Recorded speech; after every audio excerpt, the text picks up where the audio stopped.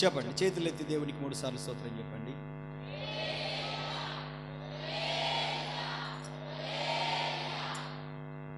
తిమోతికి రాసినటువంటి మొదటి పత్రిక 1వ అధ్యాయం 15వ వచనం.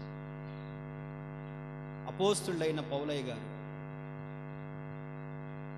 తన ఆత్మీయ కుమారుడైన తిమోతికి రాసినటువంటి మొదటి పత్రిక 1వ అధ్యాయం 15వ వచనం. పాపులను రక్షించుటకు క్రీస్తు యేసు లోకమునకు వచ్చినను మాట నమ్మదగినదియు పూర్ణాంగీకారమునకు యోగ్యమునై ఉన్నది. చాలు, నా వైపు చూడండి. నేను ఒక 15 నిమిషాలు మాట్లాడి ముగిస్తాను. బిడ్లారా, యేసుక్రీస్తు ప్రభువారు భూమి మీదికి రావడానికి గల కారణం చెప్తున్నాను. యేసుక్రీస్తు ప్రభువారు భూమి మీదికి రావడానికి గల కారణం చెప్తున్నాను.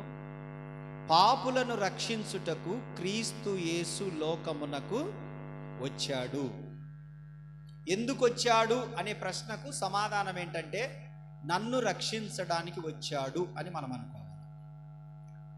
మనము మునుపు దూరస్తులము, ఆయన క్రీస్తు యేసు రక్తము ద్వారా మనం ఇప్పుడు ఆయనకు సమీపస్తులము. మనం ఏ స్థితిలో ఉన్నాము? పూర్వము ఎఫెసీయులకు రాసిన పత్రిక 2వ అధ్యాయంలో ఉంటుంది. మనము మునుపు ఏ స్థితిలో ఉన్నామో తెలిస్తే, ఇప్పుడు మనం ఏ స్థితిలో ఉన్నామో తెలుసుకున్నప్పుడు సంతోషము, ఆశ్చర్యం అనిపిస్తుంది. చదవండి 2వ అధ్యాయం 1వ వచనము. మీ అపరాధముల చేతను పాపముల చేతను మీరు చచ్చిన వారై ఉండగా ఆయన మిమ్మును క్రీస్తుతో కూడా బ్రతికించెను. స్తోత్రం చెప్పగలరా? యేసుక్రీస్తు ప్రభువారు భూమి మీదకి ఎందుకు వచ్చాడు? పాపులను రక్షించడానికి. చెప్పండి, 2 మాటలు నేర్చుకొని వెళ్ళండి. యేసుక్రీస్తు భూమి మీదకి ఎందుకు వచ్చాడు అని అడిగితే మనం చెప్పవలసిన సమాధానము ఓకేనా? పాపులను రక్షించుటకు యేసుక్రీస్తు ప్రభువారు భూమి మీదకి వచ్చాడు అని చెప్పాలి. వేరే ఉద్దేశం ఏమి లేదు. ఈ రోజులలో మనము ఒకరిని నిలబెట్టి మీరు పాపులు అంటే ఒప్పుకుంటారా? అయ్యా నువ్వు పాపి అంటే ఒప్పుకోలేరు.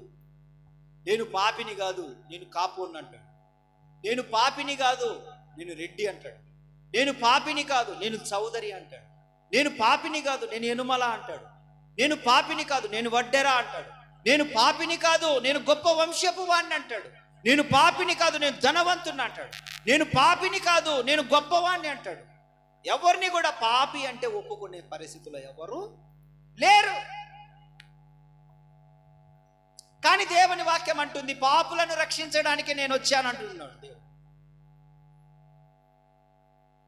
మనమేమో మన కులాలని చెప్తాం, మన హోదా అని చెప్తాం, మన స్థాయిని చెప్తాం, మనం ఏమై ఉన్నామో చెప్తాం, మనం ఏమి కలిగి ఉన్నామో, ఎలా ఉన్నామో చెప్తాం. కానీ మన హృదయ అంతర్భాగంలో ఉన్నటువంటి మలినమైన చెడ్డ క్రియలను దాచుకొని పాపులుగా పుట్టి పాపములోనే పెరుగుతూ పాపపు క్రియలు చేస్తూ మనము వాటిని దాచుకోవడానికి ప్రయత్నం చేస్తాం, కప్పుకోవడానికి ప్రయత్నం చేస్తాం. ఆదాము వలె. అది మన పితరుని నుంచే వచ్చింది ఆ స్వభావం అనేది. అది బై బర్త్ మన నుంచి వచ్చింది ఏం కాదు. ఆదాము తన పాపాన్ని ఏం చేశాడంటే కప్పుకున్నాడు. ఆయన కప్పుకొని ఏమన్నాడు? నేను కాదయ్యా పాపం చేయడానికి, నా భార్య నువ్వు ఇచ్చినావుగా ఎముక, పక్కటి ఎముక. ఎవరామా? హవ్వ దగ్గరికి వచ్చాడు యేసు ప్రభు. బాయ్ నిన్నే అన్నాడు. నేను కాదు. ఏంది మీ ఆయన నీ మీద చెప్తున్నాడు అన్న. నా మీద చెప్పిండు. ఏం చెప్పిండు? ఆయన పండు తిని తప్పు చేయడానికి నువ్వే కారణం అంట. నేను రమ్మను, ఆ మిడి మేల కొన్ని రమ్మను. చెట్టు సాటున దాక్కున్న విట్రా, నేను చూసినా కానీ ఇట్రా ముందుకురా. ఏందో చెప్పినావంట యేసు ప్రభుకి, ఏందో చెప్పినావు. నేనేం చెప్పింది అసలు నీ గురించి? ఏందో చెప్పినావాడు చెప్పు. ఆయన కాసేపు ఉండి వెళ్ళిపోతాడు. తర్వాత మన ఇద్దరమే కాబర్దా. రాజన్న ఇంటికి వచ్చినప్పుడు ఏదంటే అది వాగినవనుకో, పోయిన తర్వాత నీ తాట అట్లాంటిది. హవ్వ అన్నది నేను కాదయ్యా, పాము. ఏంటి? పాము. ఆదాముని అడిగితేనేమో హవ్వ అన్నాడు, హవ్వని అడిగితేనేమో పాము. నేనేం చెప్పడానికి ప్రయత్నిస్తున్నానంటే, పాపము చేసిన వారు ఒప్పుకొని విడిచిపెట్టే పరిస్థితి ప్రారంభపు దశలోనే లేదు. ఇప్పుడు మనం ఒప్పుకుంటామా అంటే కష్టమే. ఒప్పింపజేసేది పరిశుద్ధాత్ముడు. ఆమేన్. ఒక పాపమును ఒప్పింపజేసేది పరిశుద్ధాత్ముడు, మనం కాదు. దేవుని వాక్యం స్పష్టం చేస్తుంది. అయ్యా నువ్వెవరు అని అంటే కులాన్ని చెప్తున్నాడు, అయ్యా నువ్వెవరు అని అంటే హోదా చెప్తున్నాడు, అయ్యా నువ్వెవరు అని అంటే తన స్థాయి ఏందో చెప్తున్నాడు. కానీ బైబిల్ ఏం చెప్తుంది మన గురించి? రోమీయులకు రాసిన పత్రిక 3వ అధ్యాయం 23వ వచనం ఏం చెప్పడానికి ప్రయత్నించింది? ఏం చెప్పింది బైబిల్? రోమా 3:23 ఏ భేదమును లేదు, అందరూ పాపము చేసి అందరూ పాపము చేసి దేవుడు అనుగ్రహించు మహిమను పొందలేకపోవచ్చున్నారు. స్తోత్రం చెప్పండి. ఇక్కడ ఏమన్నాడు? అందరూ పాపము చేశారు. చెప్పండి. కారు డ్రైవర్ మొదలుకొని కలెక్టర్ వరకు. చెప్పండి. కారు డ్రైవర్ మొదలుకొని కలెక్టర్ వరకు, దరిద్రుడు మొదలుకొని ధనవంతుని వరకు, సామాన్యుని మొదలుకొని సామంతుని వరకు, మున్సిపాలిటీలో పనిచేసే వాడిని మొదలుకొని ముఖ్యమంత్రి వరకు, పంచాయతీ ఆఫీసు నుండి ప్రైమ్ మినిస్టర్ ఆఫీసు వరకు ప్రతి ఒక్కళ్ళు కూడా పాపులే. ఎవరండి? పాపులే. ఇందులో ఎవరికి మినహాయింపులు ఎంత మాత్రము లేవు. మనమందరము పాపులము అయి ఉండగా క్రీస్తు యేసు ఈ లోకమునకు వచ్చి ఆయన శ్రమపడి ఆయన రక్తము దారబోసి సాతాను కబంధ హస్తాలలో ఉన్న మనమలను తన ప్రాణము తన రక్తము అనే వెలను చెల్లించి ఆయన మనల్ని సాతాను చేతిలో నుంచి విమోచించడం ద్వారా మనందరము ఇప్పుడు ఏమై ఉన్నామనంటే క్రీస్తు యేసు నందు ఆయన రక్తము ద్వారా నీతిమంతులమై ఉన్నాం మనము. హల్లెలూయా, హల్లెలూయా, హల్లెలూయా. పాపము చేయువాడు పాపమునకు దాసుడు. పాపము చేయువాడు పాపమునకు దాసుడు కనుక మనము పాప దాసత్వములో నుండి క్రీస్తు యేసు రక్తము వలన విడుదల పొందాము కాబట్టి మరలా పాప దాసత్వమునకు పోకుండా మనమల్ని మనం కాచుకుందుము గాక. హల్లెలూయా, హల్లెలూయా, హల్లెలూయా. మనం ఏం చేయాలంటే where there is a spirit of God there is a liberty అని దేవుని వాక్యం చెప్పినట్టుగా, అంటే ఎక్కడ ఆత్మ ఉండునో అక్కడ స్వాతంత్రము ఉండునట్లుగా మనందరం అప్పగించుకోవాల్సింది. మనం పాపము చేయకుండా పరిశుద్ధాత్మునికి అప్పగించుకోగలిగితే పరిశుద్ధాత్ముడు ఏం చేస్తాడంటే పాప దాసత్వము నుండి మనల్ని విడిపించి ఎప్పుడూ కూడా మనము లిబర్టీగా బ్రతకడానికి, స్వతంత్రంగా బ్రతకడానికి, మనము స్వేచ్ఛగా ప్రభులో కదిలాడడానికి ఆయన కృప చూపించునుగాక. కనుక మనము పాపులముగా ఉండక నీతిమంతుల లెక్కలోనికి రావడానికి ఒకటే ఒక కారణము మన ప్రయత్నం కాదు, మన పరిశుద్ధత కాదు, లేకపోతే మనం తినే తిండి కాదు, మన క్రియలు కాదు, మనం ఎవరికైనా సహాయం చేసిన విధానం కాదు, మన మంచి మాటలు కాదు. కానీ క్రీస్తు యేసు కల్వరి శిలువలో కార్చిన రక్తము ద్వారా ప్రపంచం పరిశుద్ధతలోనికి వస్తుంది. కొడితే కొట్టండి పర్వాలేదు, లేకపోతే ఊరుకోండి, స్తోత్రం చెప్పండి చాలు. బైబిల్ ఏం చెప్తుందంటే అందరూ పాపం చేశారు. ఎవరు? మరి ఏ డినామినేషన్ లేదండి, కులము, మతము, వర్గము, జాతి భేదము ఏమీ లేకుండా ఆ కులమని ఈ కులమని ఆ వాడని ఈ వాడని స్త్రీ అని పురుషుడని పిల్లోళ్ళని పెద్దోళ్ళని వృద్ధుడని యవనస్తుడని నడికారు వయసుని అమ్మో ఏ భేదము లేదు, అందరూ పాపం చేశారు. ఈ పాప పరిహారార్థము కొరకు క్రీస్తు యేసు కల్వరి శిలువలో మరణించాల్సి వచ్చింది. ఆయన బలి అవ్వాల్సి వచ్చింది. నా కోసమే నీ కోసమే ఆయన త్యాగం చేయాల్సి వచ్చింది. ఎందుకనంటే అందరము పాపము చేసి ఆయన అనుగ్రహించే మహిమను మనం రిసీవ్ చేసుకోలేకపోతున్నాం. మనం దేవుని వాక్యం ఏం సెలవిస్తుంది? రోమీయులకు రాసిన పత్రికలో పాపము వలన వచ్చు జీతము ఏంటి?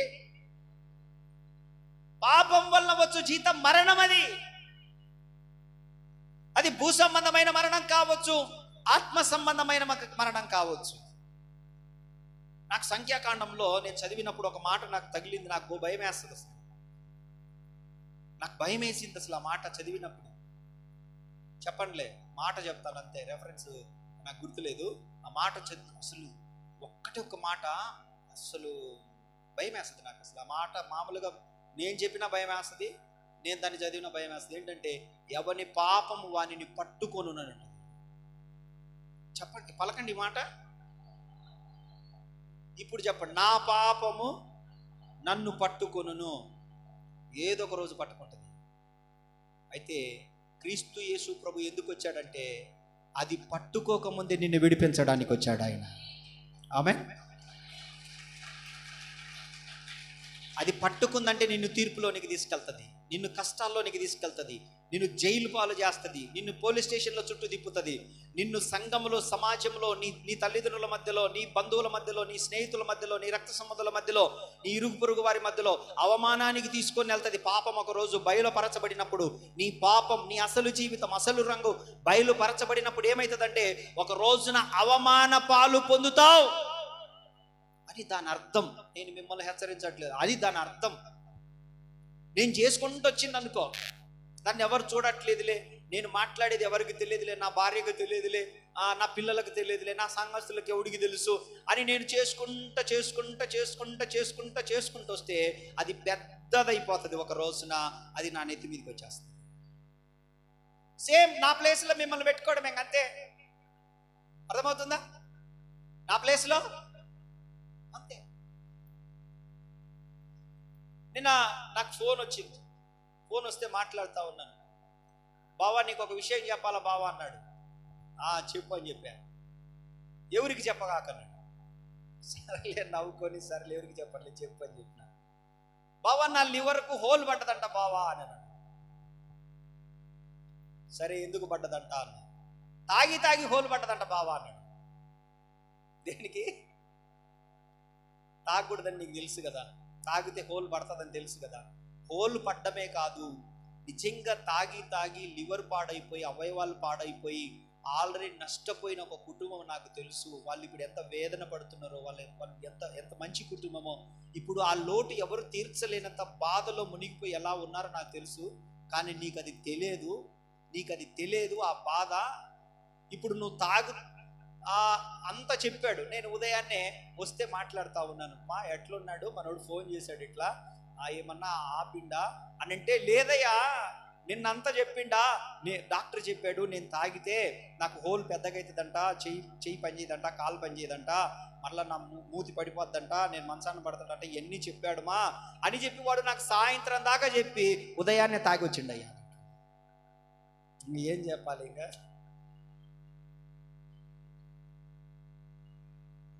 ఏం చెప్పలేము. పైగా లాయరు, ఇంకెవడు చెప్తాడు? వాళ్ళకి తెలిసిన చట్టాలు, సెక్షన్లు మనకు తెలుసా?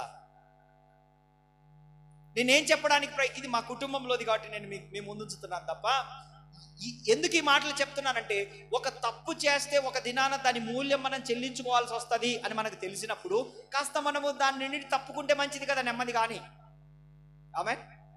ఈ మాట నచ్చిన వాళ్ళ స్తోత్రం చెప్పండి. నోబడీ కెన్ పర్ఫెక్ట్ అండి. Okay, it's all right. దాన్ని ఇడిచిపెట్టేద్దాం. ఎవరు మనం పర్ఫెక్ట్ కాదు, ఓకే ఇడిచిపెట్టేద్దాం. పర్ఫెక్ట్ గా ఉండడానికి ఎందుకు ప్రయత్నం చేయకూడదు? Why don't try?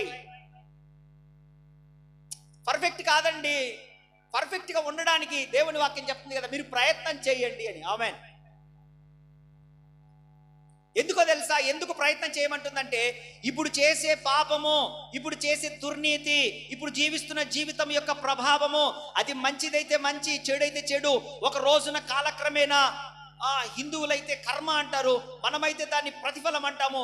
దాని జీతము వాక్య ప్రకారం, బైబిల్ ప్రకటన గ్రంథం ప్రకారం దాని జీతం, ఎవని క్రియల చొప్పున వాడికి జీతం ఇచ్చుతున్నా అన్నాడు కదా. దాని శాలరీ ఒక రోజున నువ్వు అనుభవించాలి. Why don't try to escape? ఎందుకు దాని నుండి మనము ఎస్కేప్ అవ్వకూడదు? ఈ రోజే దేవునికి స్తోత్రం. ఆ పాపమును ఎందుకు విడిచిపెట్టుకోకూడదు? ఆ మాటలను ఎందుకు విడిచిపెట్టుకోకూడదు? అది మనల్ని ఏలుబడి చేస్తుంది కదా, మన అవయవముల కొరకే కదా. దేవుని వాక్యం అంటుంది, నీ దేహమును చెరుపు దాని నుండి నీవు దూరంగా పో. దాన్ని తొలగించుకో, దానికి దూరంగా ఉండు. మీరు నా కుటుంబ సభ్యులు అన్నట్టుగా నేను ఫీల్ అయ్యి చెప్తా ఉన్నాను. మనలో ఏ బలహీనత ఉన్నా కూడా, ఇంకా ఏ బలహీనత ఉన్నా కూడా పర్వాలేదు, భయపడగాకండి. దాన్ని అలాగే ఉంచుకోమని కాదు నేను అనేది. పర్వాలేదనంటే ఇప్పటికైనా మనకు ఆప్షన్ ఉంది. దాని నుండి ఒక్కొక్క రోజు మనం తగ్గించుకుంటూ రాగలిగితే, ఒక్కొక్క రోజు దాని పవర్ రెడ్యూస్ చేసుకుంటూ రాగలిగితే, దాని టైమింగ్స్ తగ్గించుకుంటూ రాగలిగితే, అంటే జనరల్గా రోజుకు కనీసం 1-2 సార్లు కొంతమంది తాగుతూ ఉంటుంటారు. రోజుకు ఒక్కసారే, మళ్ళా మరుసటి రోజు కొంచెం ఒక పెగ్గు తగ్గడం అంటే తగ్గించుకుంటూ వస్తే, కొన్ని పాపాల విషయంలో కూడా కొంచెం తగ్గించుకుంటూ వస్తే, ఒక నెల రోజులకైనా మనం ప్యూర్గా తప్పకుండా మనం పరిశుద్ధులుగా మారిపోతాం దేవుని విషయంలో. హల్లెలూయా. దేవుడు ఏదైతే ఎక్స్పెక్ట్ చేస్తున్నాడో మన నుండి అలాగూ మనం మార్చబడుదుము గాక. అది ఒక్క రోజులో అయ్యేదని నేనేం చెప్పను, కానీ రోజు మనం అవయవాల మీద సాధకము చేయాలి అని పౌలయ్య గారు చెప్పారు. సాధకము, ఎక్స్పెరిమెంట్ చేయాలి, ప్రతిరోజు ప్రాక్టీస్ చేయాలి, దాని మీద ప్రాక్టీస్ చేయాలి. ఇంకొక నెల రోజులలో ఎగ్జామ్స్ ఉన్నాయి. ఏం చేస్తారు పిల్లలు? ఎగ్జామ్స్ ఉన్నాయని తెలిసి కూడా ప్రాక్టీస్ మొదలు పెట్టకపోతే, సెలక్షన్లు ఉన్నాయని తెలిసి కూడా గ్రౌండ్లో వెళ్ళి పరిగెత్తడం ప్రారంభించకపోతే, ఎలక్షన్లు ఉన్నాయని తెలిసి కూడా ప్రజల దగ్గరికి ఇంటింటికి వెళ్ళి ఓటు అడగకపోతే సక్సెస్ అవుతారా? నెల తర్వాత సక్సెస్ రేట్ చూస్తామా? గ్రోతింగ్ రేట్ చూస్తామా? హలో, నేనేం చెప్పడానికి ప్రయత్నిస్తున్నానంటే, మనందరం పాపులమే అయి ఉండొచ్చు, కానీ నీతిమంతులు అవ్వడానికి యేసుక్రీస్తు ప్రభువారు ఉన్నారు. ఈ రోజు నుంచే మనము ప్రయత్నం చేయాలని చెప్తున్నాను. హల్లెలూయా. దేవుడు ఏం చేశాడంటే, ఒకరోజు ఎప్పుడు పాపం చేస్తూ పాపంలో బ్రతుకుతూ పాపంలో మునిగిపోతూ నన్ను ఎవరు చూడట్లేదులే, నన్నెవడు ఏం చేస్తాడు.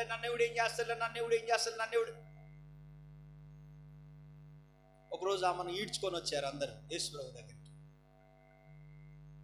ఎలా పట్టుబడిందామా? పాపం చేస్తూ పట్టుబడింది. ఈడ్చుకొని వచ్చారు.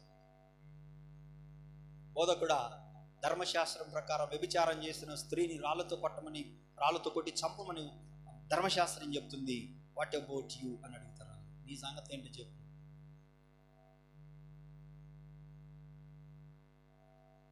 పాపం ఒకరోజు పట్టుకుందా లేదా? ఆమెను కేవలం ఉదాహరణగా చూపిస్తున్నాను అంతే. అలాంటి పాపములనే కాదు అర్థము. మన మాటలు, మన చూపులు, మన ప్రవర్తన, మన క్రియలు, మన ఉద్దేశాలు, మన దుర్నీతి అన్ని కూడా మనం చాలా జాగ్రత్తగా మనం కనిపెట్టాలని చెప్తున్నాను అంతే. తూటాల కంటే కూడా మాటలే చాలా ప్రమాదం కదా, అవునా కదా? తూటాల కంటే కూడా మాటలే చాలా ప్రమాదం కదా, చాలా దారుణం కదా. కేవలం మాటలేనా మన ప్రవర్తన? తల్లిదండ్రులను మోసం చేసే క్రమం. నా తల్లిదండ్రులు చదువుకోలేదులే, వాళ్ళకి ఏం చెప్పినా నమ్ముతారు అనేటువంటి ఇగ్నోరెన్స్ ఉంటుంది పిల్లలకి. ఆ ఇగ్నోరెన్స్ లో బతుకుతా ఉంటారు.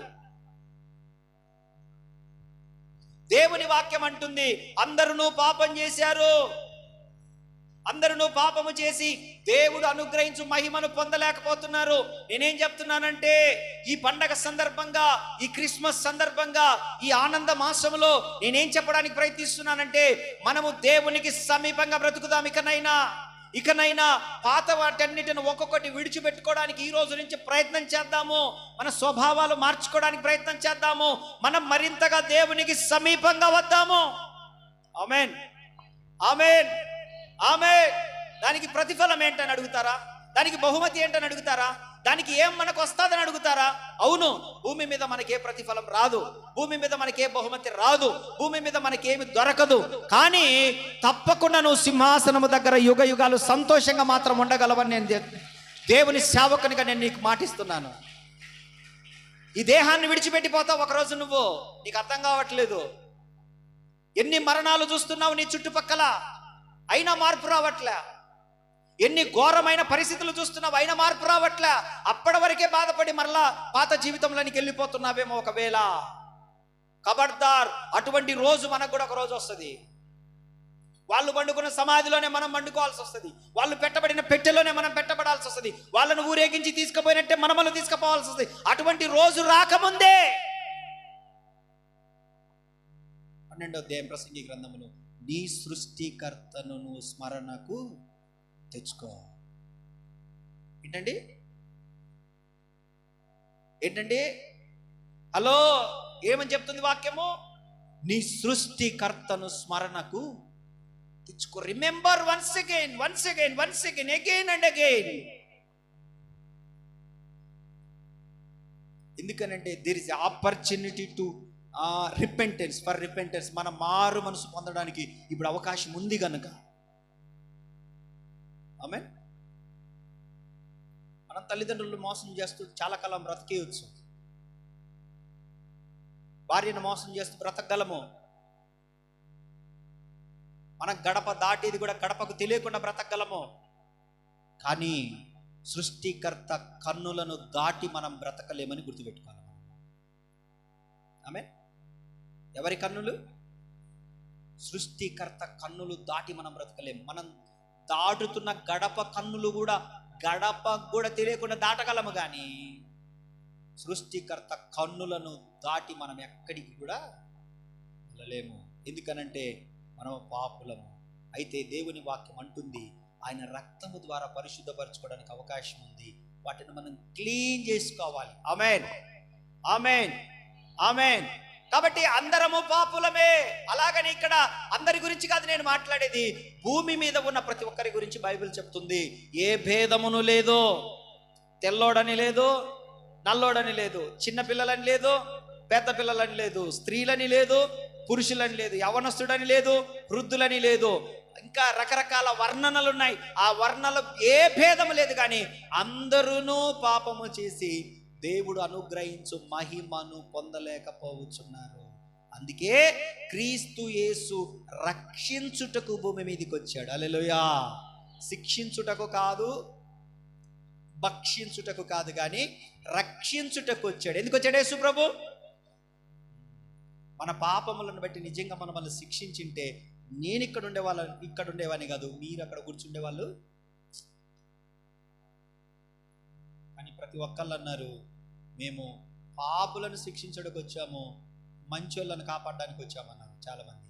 కానీ మన దేవుడు మాత్రం, సృష్టికర్త మాత్రం ఒక మాట అన్నాడు, నేను పాపులను రక్షించడానికి వచ్చాను, వాళ్ళను బాగు చేయడానికి వచ్చాను కదా. ఎందుకు వచ్చింది ఈ పాపం అసలు భూమి మీదకి? ఒక మనిషిని అవిధేయత వలన, మాట వినకపోవడం వలన వచ్చింది. ఒక పిల్లోడు ఎందుకు సమస్యలో పడుతున్నాడు? తల్లిదండ్రుల మాటను. ఒక అమ్మాయి ఎందుకు ఇబ్బందులు పడుతుంది? ఒక యవ్వనస్తురాలు ఎందుకు ఏడుస్తుంది అనంటే తల్లిదండ్రుల మాట. ఒక యవ్వనస్తుడు ఎందుకు కష్టాలలో ఉన్నాడు? తల్లిదండ్రుల మాట. అవిధేయత. చాలా జాగ్రత్తగా ఉండాలి. అనుభవాలలో నుంచి మాట్లాడుతున్నాను, అమాయకంగా కాదు. నేనేం అమాయకుని కాదు, మీరు అంతకంటే కాదు. మనందరం కాస్తో కూస్తో మెచ్యూర్ కలిగిన వాళ్ళమే మైండ్ పరంగా. Try to understand. పాపంలోనే బ్రతికి పాపంలోనే చనిపోతే నరకం, పాతాళం భయంకరమైనది. అది ఇప్పుడు నాకు చెప్పడానికి కూడా నా చేత కాదు, కానీ అంటే అంత వర్ణించలేనంత దారుణమైనది నరకం. మీరు సలిమంట కాడ కాసేపు కూర్చొని గట్టిగా ఆ మంటలో ఇట్టు చేయి పెట్టి అంటనే తీసేస్తారు. ఎందుకు? మీరు గంజి ఉంచేటప్పుడు ఎప్పుడు మీ గంజి మీ మీద పడలేదా అండి? చల్లగా ఉంటాయి కదా. సరే నవ్వుతారు. ఎలా ఉంటాయండి గంజి?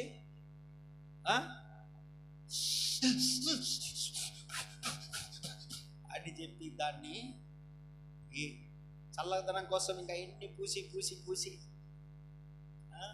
మీ ఆయనకు చూపించి, మీ పిల్లలకు చూపించి, పక్కింటి ఆమెకు చూపించి, ఆయనగా ఎందుకు? తోలు లేచిపోయింది. గంజి పడితేనే ఎన్ని డిగ్రీస్ ఉండొచ్చు? అది మేబీ ఎన్ని డిగ్రీస్ ఉంటుంది? బాయిల్ 100 డిగ్రీస్ అనుకుందాం, ఒక 70 డిగ్రీస్ అనుకుందాం. 70 డిగ్రీస్ 100 డిగ్రీస్ ఉన్నటువంటి ఏంటిది అది గంజి పెడితేనే ఆట అది ఎన్ని వేల డిగ్రీలు ఉంటుందో నరకమంగా అది లేదు. నరకం ఉందని నమ్ముతున్నారా? పరలోకం ఉందని నమ్ముతున్నారా? అట్లేదు మీకు.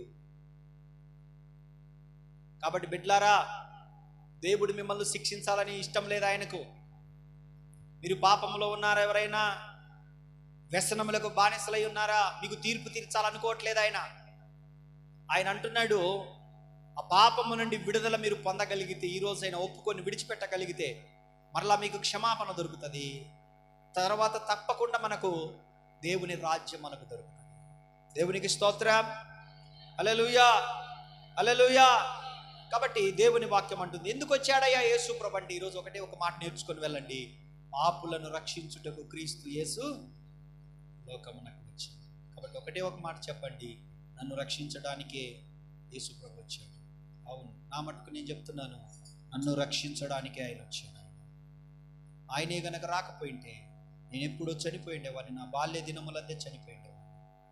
నేను కడుపులో ఉన్నప్పుడు మా నాన్న భయంకరంగా తాగి వచ్చింది. నేను కడుపులో ఉన్నప్పుడు మా నాన్న చేతబడులు మంత్రాలు చేసేటువంటి వాడు కాబట్టి భయంకరమైన క్రూరుడు ఆయన, భయంకరమైన మాంత్రికుడు. మా నాన్న మాంత్రికుడు, వాళ్ళ నాన్న మాంత్రికుడు, వాళ్ళ నాన్న మాంత్రికుడు, వాళ్ళ నాన్న 4 తరాల నుంచి మా ఇంట్లో మాంత్రిక విద్యలు వస్తూ ఉన్నాయి. మా నాన్న భయంకరమైన మూర్ఖుడు, బాగా తాగి ఆయన. నేను మా అమ్మ కడుపులో ఉన్నప్పుడు ఆయన వచ్చి మా అమ్మ కుతిక మీద కాలు పెట్టి బాగా కొట్టి కొట్టి మా అమ్మను కుతిక మీద కాలు పెట్టి చచ్చిపో చచ్చిపో చచ్చిపోని మా అమ్మ కడుపు మీద 4-5 సార్లు బలంగా తన్నేవాడట. ఒక రోజున ఎవరో వచ్చి పక్కన వాళ్ళు వచ్చి, ఒరే చచ్చిపోద్దురా, నిజంగా చస్తుందిరా అది అని చెప్పేసి ఆయనను తోసేసి మా అమ్మను ఒక 2-3 రోజులు వేరే వాళ్ళ ఇంట్లో దాపెట్టారంట. నేను కడుపులో ఉన్నాను. మా అమ్మ చెప్పింది. ఆ తర్వాత మా అన్నోళ్ళు కూడా ఒకసారి చెప్పారు, అరే అసలు నువ్వు భూమి మీద ఉండడం దేవుని కృప, నిన్ను సేవకునిగా చూడాలనుకుని దేవుడు నిన్ను భూమి మీదకి పంపించాడు రా.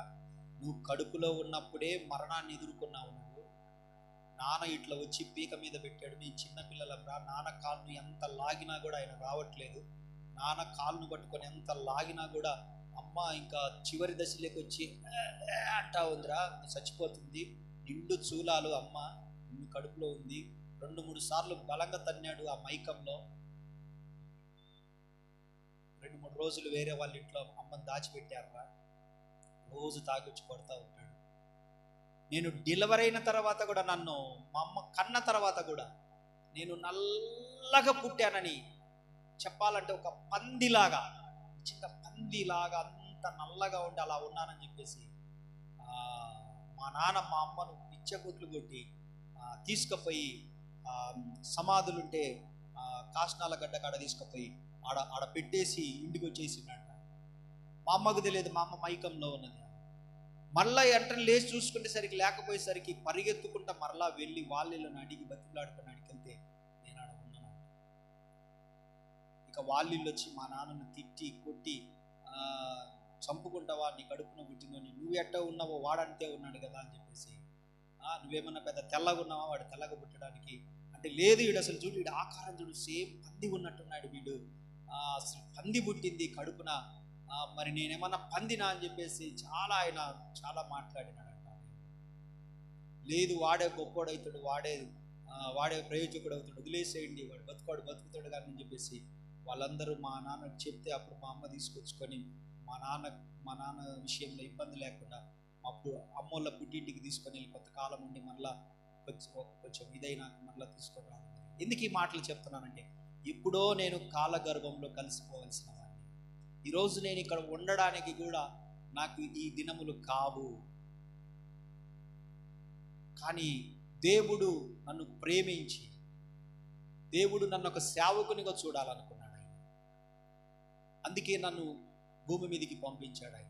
ఆ తర్వాత నా చదువులు నేను చదువుకుంటున్నప్పుడు కూడా ఒక భయంకరమైన యాక్సిడెంట్ నుంచి నేను తప్పించుకోలేదు, ప్రభు తప్పించాను. ఆ రోజే స్కూటర్ మీ నుంచి పడి చనిపోయేవాడిని, చెతక్ మీ నుంచి. అప్పుడే నేర్చుకుంటున్నాను, బాగా వచ్చు, అప్పుడే బాగా వచ్చు అనే మిడిమేళంగా వెళ్తా ఉన్నాను. చాలా రైజింగ్, సాయంత్రం 6:30 సమయంలో చతక్ మీద వెళ్తా ఉన్నాను. 10th క్లాస్ అయిపోయింది అప్పుడే. 10th క్లాస్ అయిపోయి చింతల్, హైదరాబాద్లో చింతల్ అనే ప్రాంతానికి వచ్చి ఆడ ట్యూషన్లో కూర్చొని ఇక బయలుదేరాను. 10th క్లాస్ అయిపోయిన తర్వాత ఇంటర్మీడియట్ కోసం ముందే ట్యూషన్ స్టార్ట్ చేసేవాళ్ళు. సరే అని చెప్పేసి ఆ రోజు వెళ్ళి అది చూసుకొని స్కూటర్ వేసుకొని చతక్ బండి మీద నేను స్పీడ్గా వస్తూ ఉన్నాను. ఒక్కడిని కదా, అప్పుడప్పుడే కొత్తగా నేర్చుకున్నాను కదా, చాలా వేగంగా పోవాలనే హుషారు మీద వస్తూ ఉంటున్నాను. ఆ టైంలో 6:30, 7 కావస్తూ ఉంది.